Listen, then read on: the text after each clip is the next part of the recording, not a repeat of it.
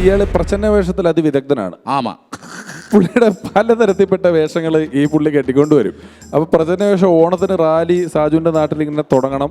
അപ്പം ഇയാള് വർഷാവർഷങ്ങളായിട്ട് പ്രച്ഛന്ന വേഷത്തിൽ വിദഗ്ധനായതുകൊണ്ട് ഇയാളുടെ വേഷം വന്നെങ്കിൽ മാത്രമേ റാലി തുടങ്ങുള്ളൂ. പുള്ളിയുടെ വിളിക്ക് എവിടെ നിങ്ങൾ വന്നിട്ട് തുടങ്ങാൻ പറ്റുള്ളൂ എന്നൊക്കെ പറഞ്ഞു ഓൺ ദ വേ എന്നൊക്കെ പറഞ്ഞ് ഭയങ്കര സെറ്റപ്പാണ്. അപ്പൊ സംഗതി വെച്ചാൽ പുള്ളി ഗോതമ്പ് മാവ് കൊണ്ട് ആമയുടെ തൊണ്ടുണ്ടാക്കി വരച്ചു വെച്ചേക്കുക.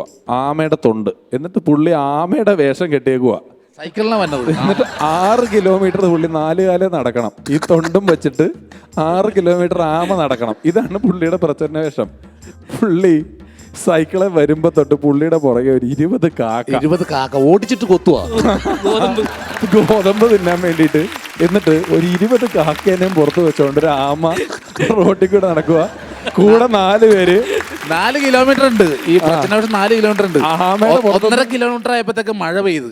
അപ്പൊ ആമ പടരാൻ തുടങ്ങി. ഇങ്ങനെ ഗോതമ്പ് പൊടി അങ്ങ് വിരിഞ്ഞ് അവസാനം ആമ റോട്ടിൽ കൂടെ ഒഴുകി നടന്ന് അവിടെ ലാസ്റ്റ് ഫൈനലിൽ എത്തിയപ്പോഴേ ഒരു പുള്ളി പറയാ, സാബു തന്നെ കള്ളു കുടിച്ചിട്ടാണോ വന്നത്? 4 കാലേ വരുന്നുണ്ടല്ലോ ഒന്ന് ഫിനാലെ പോയിന്റിലേക്ക്. തൊണ്ട് കംപ്ലീറ്റ് പോയി.